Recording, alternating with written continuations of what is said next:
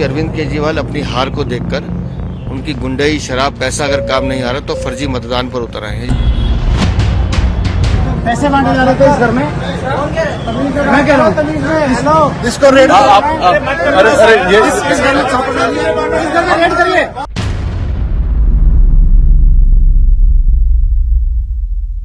आज के Lalan top show में हम बात करेंगे दिल्ली चुनाव की।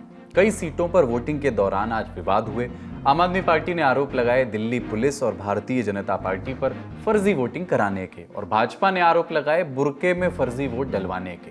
और फर्जी वोटिंग और पुलिस पर मनमानी के आरोप उत्तर प्रदेश की मिल्कीपुर सीट तक भी पहुंचे, जहां समाजवादी पार्टी के अध्यक्ष अखिलेश यादव ने फिर से एक बार सूबे की पुलिस को घेरने की कोशिश की। लेकिन जब ये सब हो रहा था उस समय उत्तर प्रदेश के प्रयागराज में प्रधानमंत्री नरेंद्र मोदी संगम में स्नान कर रहे थे, और इस समय ही पंजाब के अमृतसर में एयरबेस पर अमेरिका से आया एक जहाज लैंड कर रहा था। इस जहाज के पहिए जब रनवे को छू रहे थे उस समय एक सवाल भी हवा में तैर रहा था, क्या है डंकी रूट जो सैकड़ों भारतीयों को अमेरिका से बाहर करवा रहा है? बेइंतहा महंगा और खतरनाक रूट क्यों इतना प्रचलन में है, क्या है ये पूरी कहानी, ये भी जानेंगे आज के एपिसोड में। नमस्ते, अपन है कुलदीप और आप देखना शुरू कर चुके हैं the Lallantop show. Brought to you by Sensodyne K। बस बैक नहीं आया। SLS पैराफिन और दूध का करंट भी कौन? तो लाइफ का करंट ऑन? कुछ भी। तो ट्राई करके देख ले। Sensodyne K toothpaste for sensitive teeth. देश के प्रधानमंत्री नरेंद्र मोदी आज महाकुंभ के अवसर पर प्रयागराज पहुंचे। सबसे पहले उनका हवाई जहाज दिल्ली से प्रयागराज में मौजूद बमरौली एयरपोर्ट पहुंचा। यहां से प्रधानमंत्री मोदी हेलीकॉप्टर के जरिए अरैल में मौजूद DPS स्कूल गए।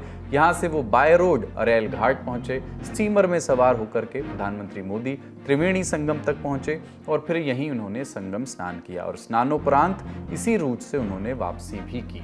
अमूमन प्रधानमंत्री की ऐसी यात्राओं के समय तमाम प्रोटोकॉल एक्टिव रहते हैं, आम लोगों का आना जाना बंद रहता है, लेकिन आज की गतिविधि में ऐसा नहीं था। आम लोगों का संगम आवागमन बना हुआ था, जबकि प्रधानमंत्री के स्नान वास्ते एक अलग कॉरिडोर निर्धारित किया गया था।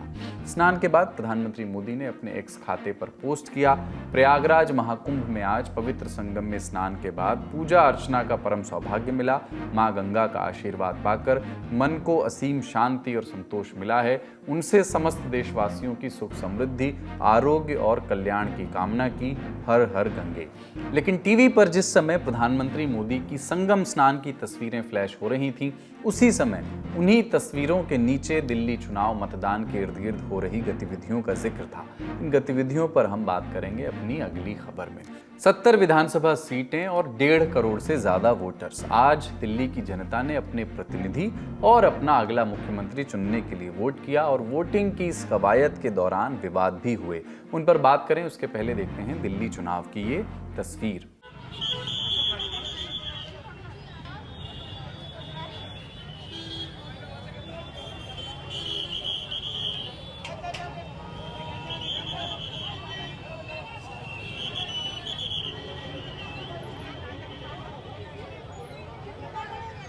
आज का वोटिंग प्रतिशत क्या रहा, जानते हैं न्यूज रूम में मौजूद साथियों से। दिल्ली चुनाव में 57.85% मतदान हुआ है। ये पिछले 3 विधानसभा चुनाव का सबसे कम वोटिंग परसेंट है।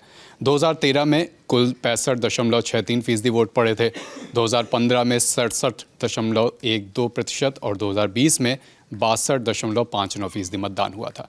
इस बार दिल्ली में जो वोटिंग हुई है इसमें अगर ज़िलेवार बात करें तो सबसे ज़्यादा वोट पड़े हैं नॉर्थ ईस्ट दिल्ली में 63.83%, और सबसे कम वोट पड़े हैं साउथ ईस्ट दिल्ली में 53.77%।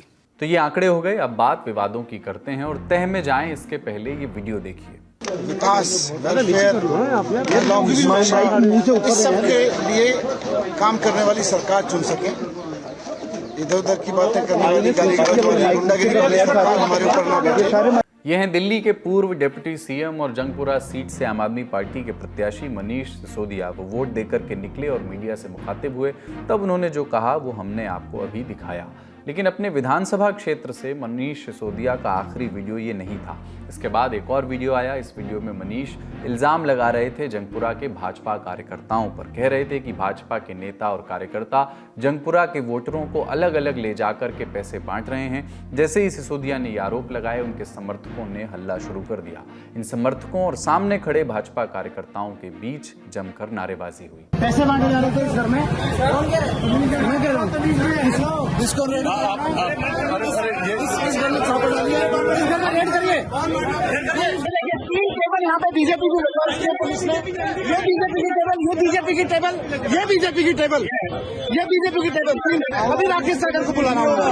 राकेश सागर के नाम से ऐसे थोड़ी बच्चे से होता है। सिसोदिया के आरोपों पर दिल्ली पुलिस ने जवाब भी दिया। कहा कि पैसे बांटने के आरोपों की पुष्टि नहीं हो सकी है, स्थिति नियंत्रण में है। वहाँ पे पाया गया कि वहाँ पे 4 टेबल लगे हुए थे, जिसमें से 3 टेबल अलग अलग प्रत्याशियों के थे, एक इंडिपेंडेंट थे, 2 अलग अलग पार्टीज के। बट क्योंकि उनका टेबल कोड सेम था तो इसलिए कंफ्यूजन क्रिएट हुआ है कि चारों के चारों शायद बीजेपी की टेबल है। वोटिंग पर विवादों की एक परछाई चिराग दिल्ली के इलाके में भी दिखाई पड़ी। यहाँ ग्रेटर कैलाश से आम आदमी पार्टी के प्रत्याशी सौरभ भारद्वाज और साउथ दिल्ली पुलिस के डिप्टी पुलिस कमिश्नर अंकित चौहान के बीच बहस हुई। वजह ईवीएम और बैरिकेडिंग। सुनिए तमाम पक्षों को। अंकित जी, यहाँ पे बैरिकेडिंग क्यों कर रखी है और हमारे गाँव पे बैरिकेडिंग क्यों कर रखी है आपने? पूरा जैम लगवा रखा है आपके एसएचओ और एसीपी ने। यहाँ पे वहाँ पर जो इंस्पेक्टर है वो कह रहा है कि जी सीनियर ऑफिसर से पूछो। सीनियर ऑफिसर से पूछा तो वो भाग गए, उन्होंने बताया नहीं। इसे गाइडलाइन से क्या गाइडलाइन है? 200 मीटर की गाइडलाइन है, प्राइवेट व्हीकल अलाउड नहीं है। अच्छा, तो फिर जी के ग्रेटर कैलाश के अंदर भी नहीं है अलाउड? मैं आपको दिखा ग्रेटर कैलाश में, सुनिए, ग्रेटर कैलाश में स्कूल के सामने गाड़ी खड़ी हो रही है, साउथ एक्स में स्कूल के सामने गाड़ी खड़ी हो रही है, पैदल उतर के आदमी अंदर जाके वोट डाल रहे हैं। कहाँ है गाइडलाइन? मैं अभी आरओ से बात कर रहा हूं। जो है गरीब गांव वालों को परेशान करने के लिए ये पूरी की पूरी बदमाशी कर रखी है। क्यों? क्योंकि मैं यहाँ रहता हूँ, यहाँ पे मेरा वोट है, तो इसलिए ये बदमाशी करेंगे। अरे यार, ये कोई काम है? तुम काम करो, काम से जीतो ना। ये सब करने से क्या? और देखो भाग गए, छुप के भाग गए सारे के सारे।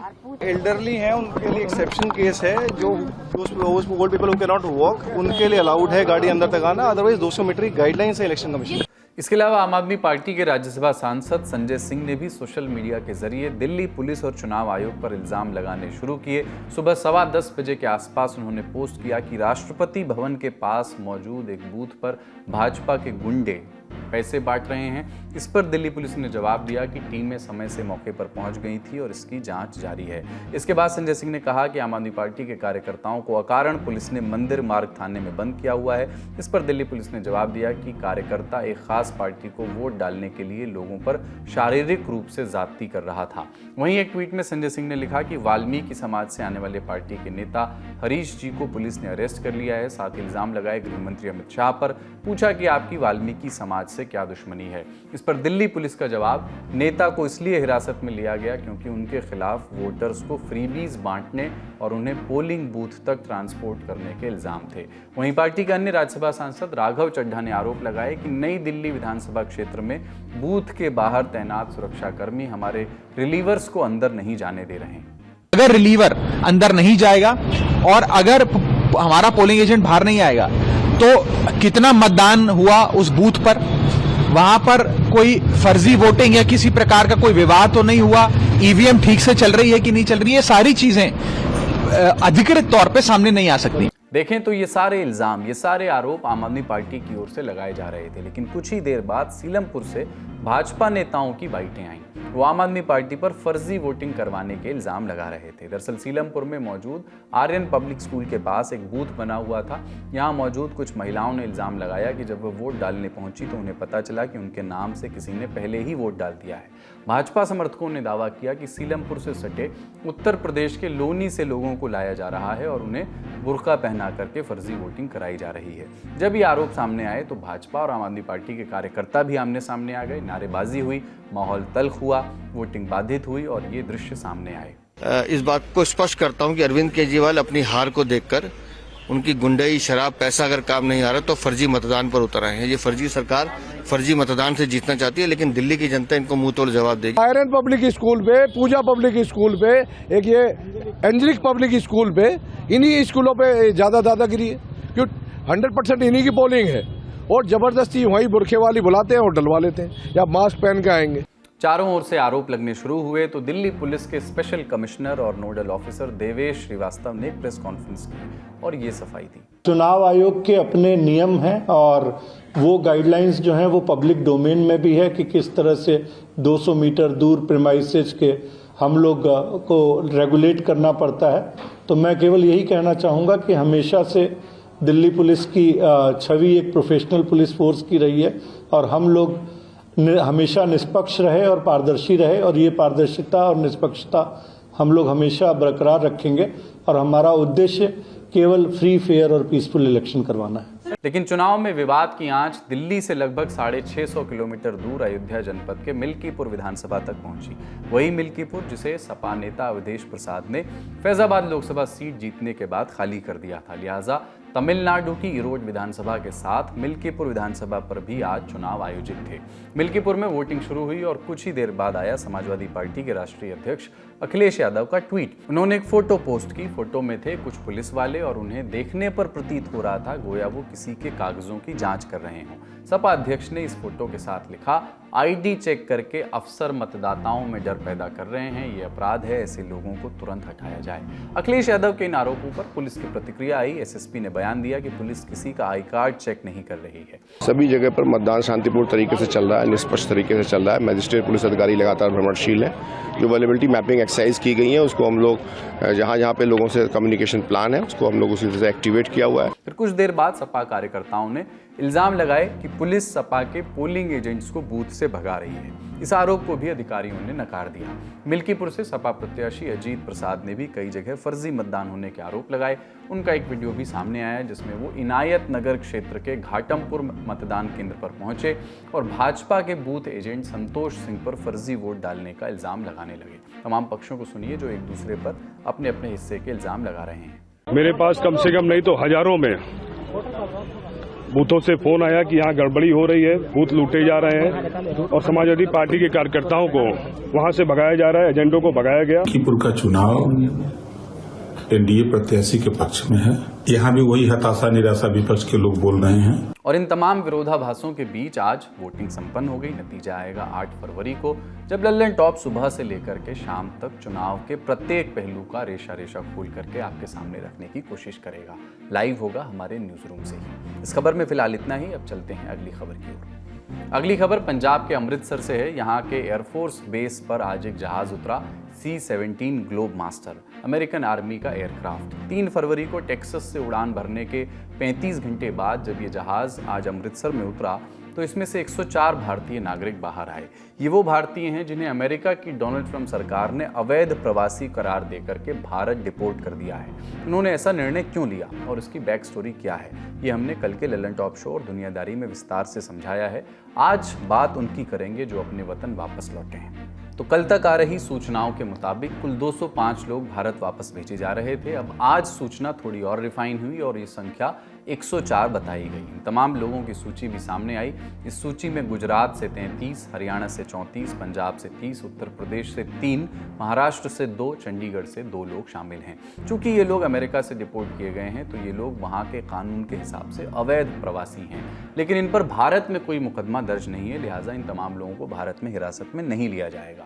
जरूरी वेरिफिकेशन के बाद इन्हें इनके घरों तक भेज दिया जाएगा। सुनते हैं उन पत्रकारों को जो एयरपोर्ट पर मौजूद थे और इस घटनाक्रम को विटनेस कर रहे थे। अमेरिका से 104 इलीगल भारतीयों को डिपोर्ट करके यहीं अमृतसर के श्री गुरु रामदास जी इंटरनेशनल एयरपोर्ट पर लाया गया। लगभग 2 बजे यहाँ पर फ्लाइट लैंड हुई और उनमें से 104 लोग थे और उनकी न सिर्फ इमिग्रेशन यहाँ हुई, उनका क्रिमिनल बैकग्राउंड चेक किया गया, वेरिफिकेशन हुई, रिकॉर्ड की चेकिंग हुई, ताकि ये भी पता लगाया जा सके कि किसी ने कहीं इलीगल तौर पर अमेरिका में गैर कानूनी तरीके से शरण तो नहीं ली थी।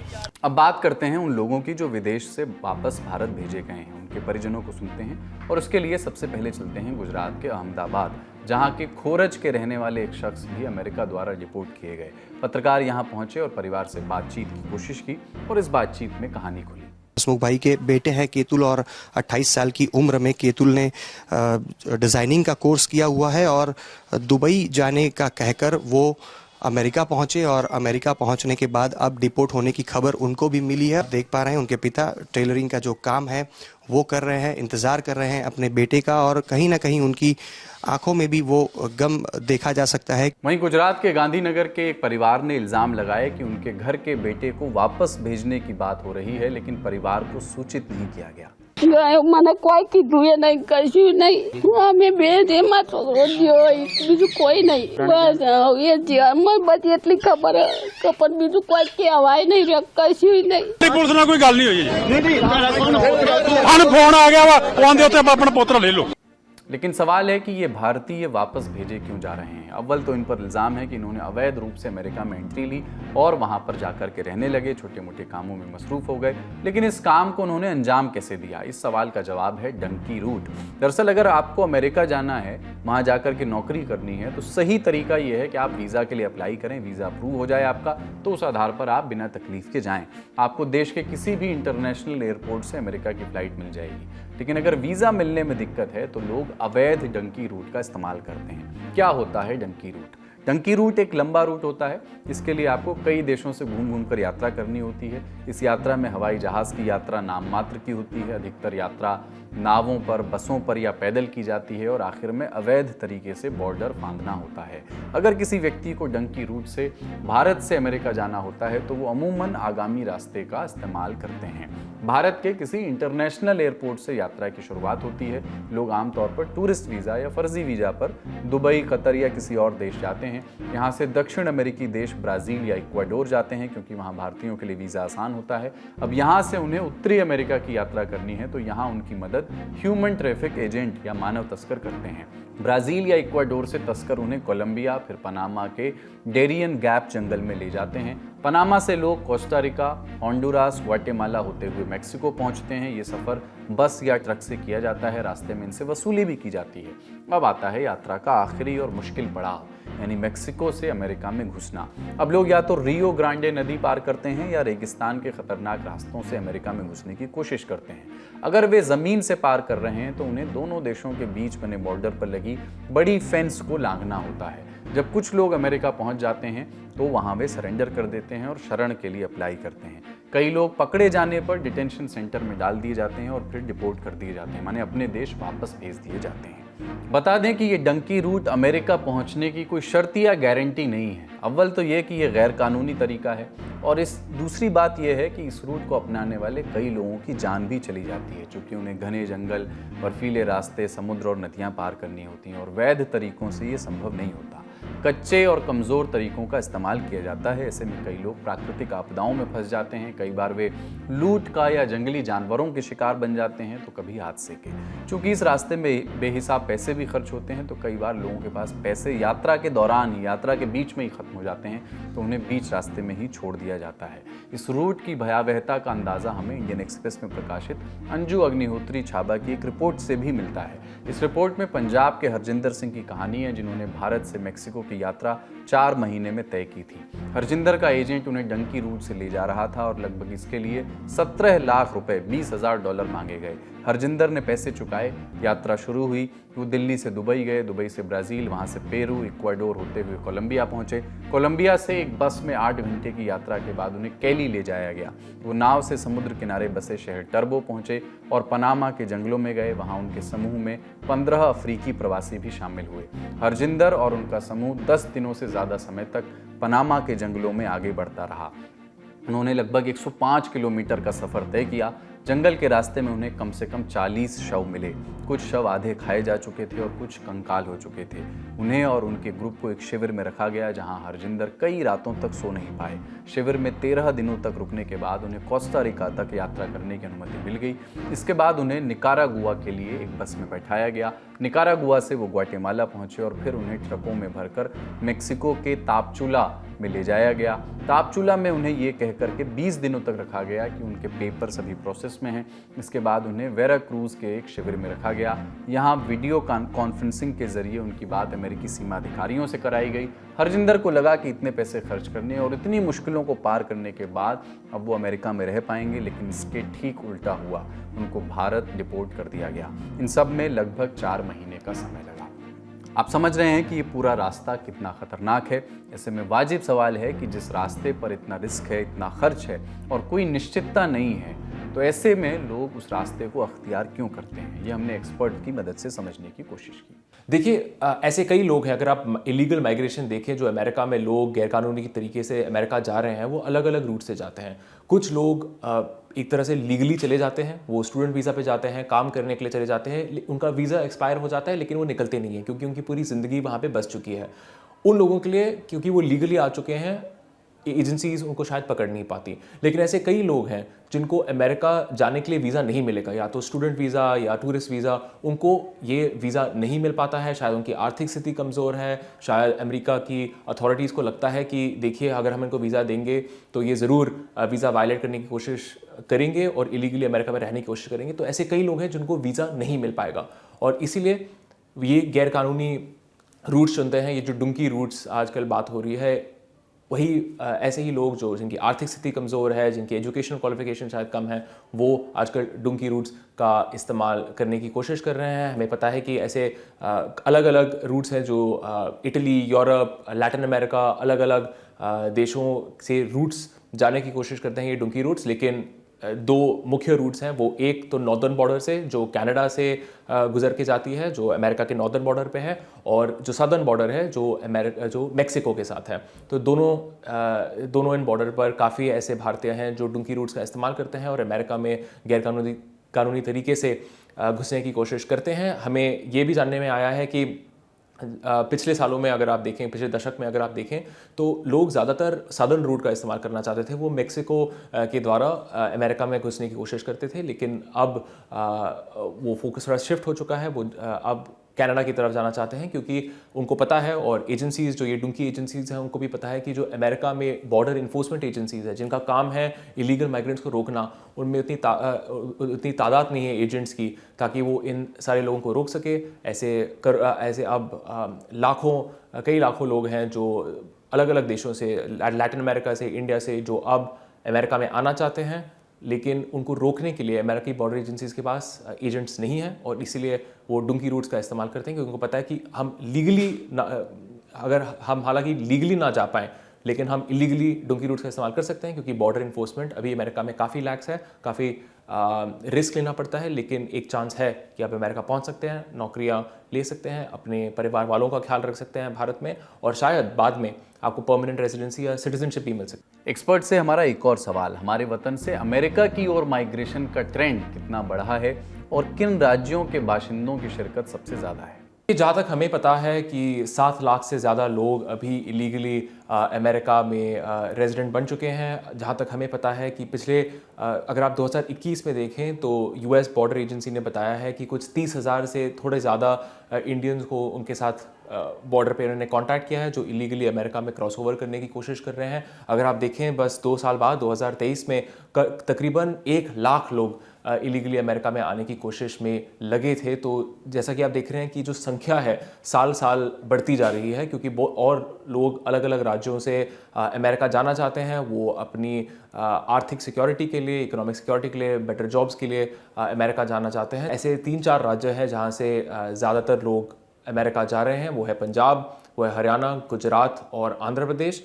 हमें पता है कि ये लोग जब अमेरिका जाते हैं तो वो श्रम में लग जाते हैं, वो डेली वेज लेबरर या कंस्ट्रक्शन के काम में या डेयरी फार्म के काम में चले जाते हैं। तो जो काम वो भारत में करते हैं वो जाके अमेरिका में भी कर सकते हैं क्योंकि उनको यहाँ पे देश में नौकरियाँ नहीं मिलती, इसलिए वो अमेरिका जाने की कोशिश में है। और जहाँ तक हमारे सुनने में आया है और जो रिपोर्टिंग हुई है, जो सैलरी वो इंडिया में बनाते हैं वो कई दुगनी और उससे भी ज़्यादा सैलरी वो अमेरिका में बनाते हैं। और इसी अट्रैक्शन की वजह से लोग पंजाब, हरियाणा, गुजरात और आंध्र प्रदेश ऐसे अलग प्रदेशों और अलग अलग राज्यों से अमेरिका जाने की कोशिश कर रहे हैं। और जैसा कि मैंने कहा, साल साल उनकी जो तादाद है वो बढ़ती जा रही है।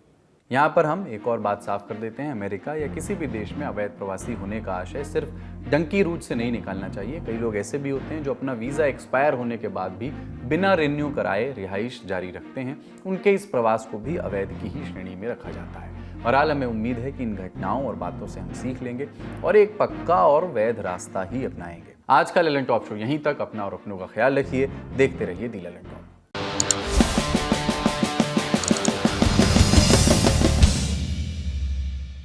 चांस। वही इतना कुछ घट रहा है दुनिया में, आप जहां खड़े हो वहां क्यों खड़े हो? Chance, chance, luck, lottery. कसम से क्या प्रोग्राम दिखा दिया भाई। करुणानिधि ने अपने बेटे का नाम स्टालिन रख दिया। यार काहे आदमी होशो हवास में रखेगा अपने बेटे का नाम स्टालिन? किसी खलनायक के नाम पे। अमरीश पुरी नाम का लड़का नहीं मिलता आजकल आपको। मैं तो अपनी पूरा किताब कॉपी से भरा बस्ता ही बेच दिया था। आगे बोलते गायब हो गया और 1.5 रुपया में बेच दिए थे, जबकि बस्ते की कीमत उसमें 10-12 रुपये रही होगी। कॉपी किताब सब एक बार फिर से हंसिएगा वैसे।